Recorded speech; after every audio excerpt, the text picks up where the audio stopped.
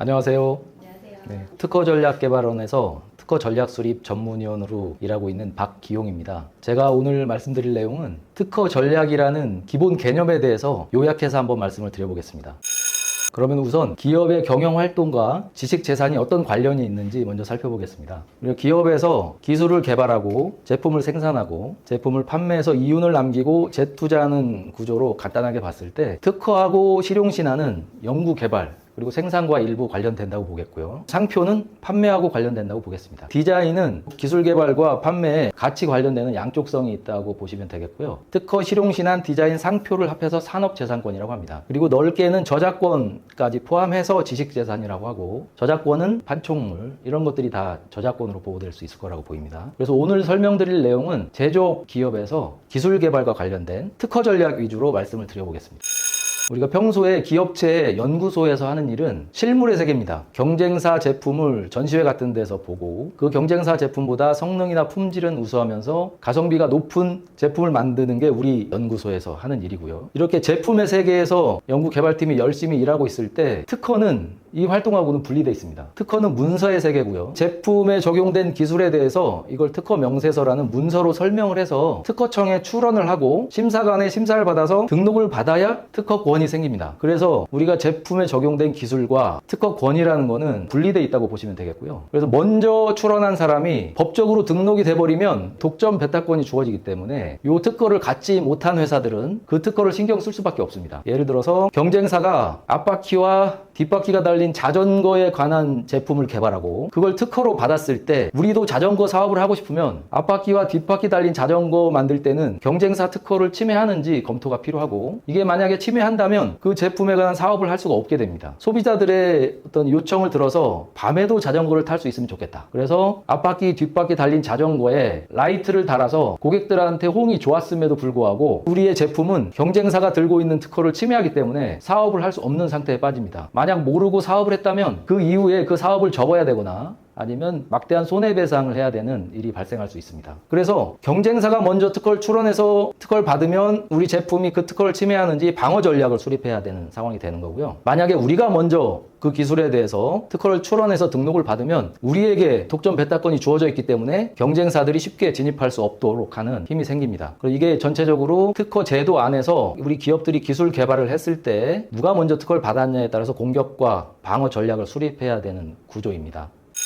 그래서 이 공격 전략과 방어 전략을 통틀어서 우리가 특허 전략이라고 할 수가 있는데요. 이걸 경영 전략 측면에서 본다면 특허 경영 전략이라고 할 수 있겠습니다. 기업마다 특허 전략을 수립하는 수준이 천차만별인데 대기업들은 굉장히 우수하게 이제 활동을 하고 있는데 국내 중소 중견 기업들은 좀 열악한 상황도 있을 수 있습니다. 예를 들어서 지금 화면에 보이는 거는 미국에서 특허 활동을 열심히 하는 기업을 기준으로 특허 전략 수준을 5단계로 이렇게 나눠본 개념인데 방어 전략은 무조건 수립을 하고 그 이후에 비용 절감을 생각하는 특허 활동을 열심히 하는 기업들의 패턴이라면 우리 중소 중견 기업 같으면 방어 전략도 수립하지 않은 채 비용만 생각하는 경우가 많이 있습니다. 경쟁사들이 어떤 특허를 들고 있는지 조사해보지도 않고 우리 사업을 하고 있는 경우가 이제 많이 발견되고요. 일부 특허 분쟁이 빈번한 반도체 분야나 전기차 분야 이런 분야에서는 다들 열심히 하고 있지만 아직도 특허 분쟁에 둔감한 분야에서는 방어 전략도 수립 안 한 경우가 있을 수 있습니다. 그래서 특허청에서도 최소한의 방어 전략이라도 수립하고 가자라는 의미에서 특허로 R&D 프로그램을 만들어서 운영을 했었고 각 부처에서 R&D 프로그램을 지원하면서도 그 R&D 프로그램 내에서 이런 특허 전략을 수립할 수 있도록 프로그램을 구성하는 사업들이 많이 있습니다. 그런 사업들을 통해서 특허 전략에 익숙하지 않은 기업들이 좀 한 번쯤 방어 전략부터 체계적으로 수립을 해봤으면 좋겠습니다. 그럼 어떻게 방어 전략을 수립하는지 간단하게 살펴보겠습니다. 구글 검색과 비슷하면서 더 복잡하게 돼 있는데요. 예를 들어서 우리가 구글에서 사과를 영어로 검색하면 과일 사과만 뜨는 게 아니라 스마트폰 제조회사도 뜨게 됩니다. 먹는 과일을 검색하고 싶었을 때는 스마트폰 제조회사가 노이즈가 되는데요. 특허 검색도 마찬가지입니다. 우리가 원하는 기술명이나 경쟁사명 이런 걸로 특허를 검색하고자 했어도 전혀 관련이 없는 이걸 노이즈라고 하는데 같이 과제를 진행하는 우리 연구원들이 이 특허들을 보고서 이 중에 이거는 관련이 없다, 이거는 관련이 있다 이렇게 골라내는 과정을 가지게 되고요. 거기에서 노이즈를 제거하게 되면 유효 특허라고 하는데요. 10,000건이 검색이 됐다면 그 중에 유효 특허는 1,000건 정도 될 수 있습니다. 그러면 1,000건의 유효 특허를 자세히 읽어보면서 실제로 우리 설계안과 관련도가 높은 특허가 뭐가 있는지 찾게 됩니다. 그렇게 찾은 특허를 우리가 주요 특허라고 하고요. 1000건 중에 100건 정도가 이제 우리하고 관련도가 높은 특허가 되겠고, 이 100건의 주요 특허는 하나하나 정리를 해서 개발팀, 특허팀, 그리고 변리사, 전략원 전문위원, 관련자들 모두가 참여해서 이 특허 한 건 한 건을 다 검토하게 됩니다. 기술적인 관점, 법적인 관점을 다 검토를 해서 침해 문제가 있을 것 같다. 그러면 그거를 핵심 특허로 선정을 하는데 100건 중에 10건 정도가 될 수 있습니다. 그럼 이렇게 골라진 핵심 특허를 가지고 이걸 해결해야 우리가 사업을 안정적으로 할 수 있는 거고요. 이 폭탄을 그대로 둔 채 사업을 시작하게 된다면 이 핵심 특허를 들고 있는 경쟁사들이 언젠가는 우리에게 침해 소송을 걸 수도 있습니다. 우리가 매출이 작을 때는 신호가 잡히지 않기 때문에 경쟁사들이 가만히 있을 수 있는데, 이 매출이 몇백억, 천억 이렇게 올라가게 되면 경쟁사들도 그걸로 충분히 소송 비용을 벌 수 있기 때문에 소멸시효 내라면 특허 소송을 걸 수가 있습니다. 그래서 이 사업 시작 전에 이렇게 전체적으로 경쟁사들이 어떤 특허를 들고 있는지 한 번쯤은 검색을 해서 검토를 하고 사업을 시작하시는 게 사업의 안정성과 자신감을 높이는 방법이라고 보겠습니다. 우리가 10건의 핵심 특허를 골랐는데요. 어떻게 대응 전략을 수립할지 그 논리 구조를 한번 간단하게 살펴보겠습니다. 우리 제품이 그 특허를 침해하는지가 가장 중요한 문제고요. 그래서 먼저 침해 판단을 하게 됩니다. 법률 전문가인 변리사가 참가를 해서 침해 판단을 하게 되고요. 그 핵심 특허를 우리 제품이 침해를 하고 있다고 결론이 나게 되면 거기에는 추가적인 대응 전략이 필요하고요. 침해하지 않는다는 게 확실하다면 무시한 채로 사업을 진행하면 되겠습니다. 그러면 우리가 그 특허를 침해해서 어떤 대응 전략을 수립할 수 있느냐? 여기에는 두 가지가 있습니다. 안전하게 우리가 그 특허를 회피해서 설계안을 변경하는 방법이 하나 있고요. 그 특허가 너무 부실하게 등록이 돼서 그 권리 범위가 인정될 수 없다고 판단되는 경우에는 그 특허를 무효시킬 수 있는 무효 자료를 찾아서 무효 논리를 구성해 놓는 방법이 있습니다. 무효 자료를 찾아봤더니 신규성을 부정할 정도의 문헌이 있다. 그러면 무효 전략을 수립해 놓고 우리 설계안을 변경하지 않는 방법도 있고요. 무효 가능성이 낮아서 불안하다. 그런 경우에는 우리가 회피 설계를 진행하는 게 더 안전하다고 보겠습니다. 그 10건의 특허에 대해서 대응 전략을 수립한 이유가 제품을 생산해서 팔기 위해서, 그리고 또 어딘가 수출을 하기 위해서 수립을 한 거기 때문에 최종적인 대응 전략의 결론은 수출하고자 하는 국가별로 완성이 되어야 됩니다. 미국에 수출을 하고 싶다. 미국에 있는 특허들이 다 해결이 됐는지 점검을 해야 되고요. 우리가 특허 한 건 한 건에 패밀리 특허까지 전부 검토를 해서 대응 전략을 수립을 하게 되고, 각 국가별로 침해 위험은 달라질 수 있습니다. 10건 중에 한 건에 대해서는 무효시킬 수도 없고 피할 수도 없는 경우가 있다고 하더라도, 하필이면 우리가 수출하고자 하는 유럽에는 그 경쟁사가 특허를 들고 있지 않다면 법적으로 문제가 되지 않습니다. 유럽에만 수출한다면 특허 문제 없이 수출할 수 있는 행운의 케이스도 있습니다. 특허는 각 국가별로 권리가 존재하기 때문에 속지주의 원칙에 맞게 각 국가별로 대응 전략을 완결을 해야 되겠습니다.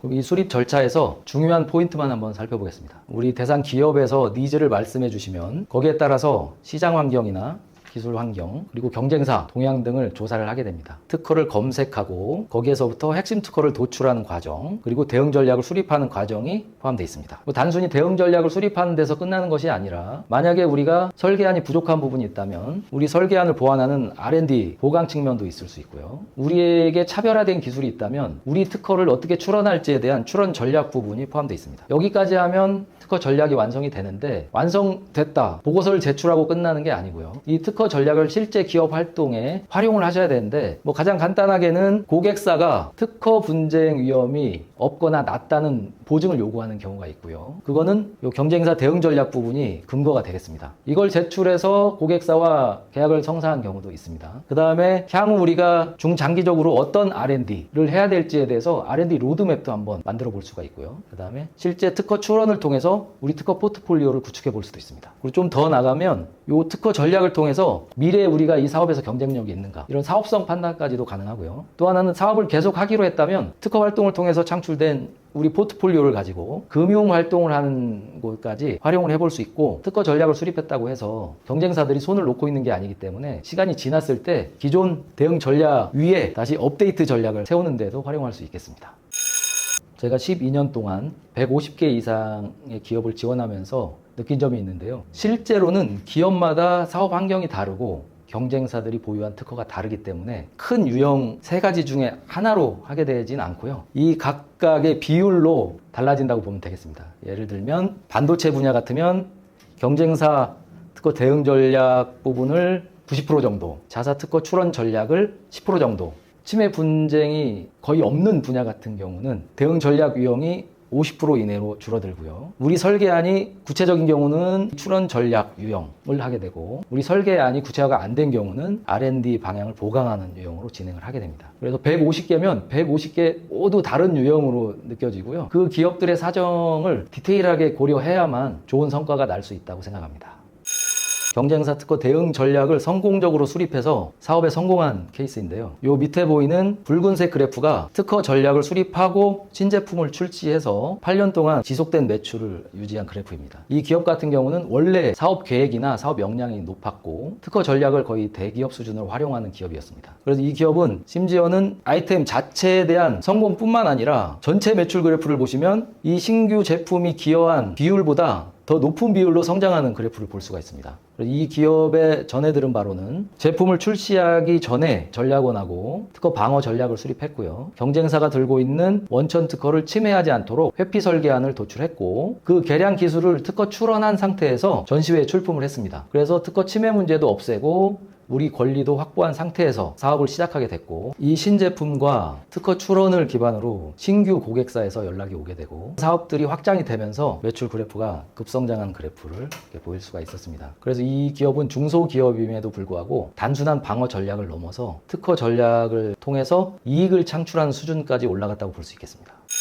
이상 간단하게 특허 전략에 대해서 말씀을 드렸는데요. 혹시 궁금하신 점이 있으면 실제로 모야 논리를 대응한 적이 네, 실제 있습니다. 소송이 벌어지지 않는 게 기업에는 가장 이득인데 소송을 당하는 경우가 있습니다. 그러면 우리 전략원과 같이 수립했던 과제에서 나온 선행 기술을 특허 심판원, 특허 법원 무효 자료로 활용을 해서 좋은 결과를 낸 경우도 있습니다.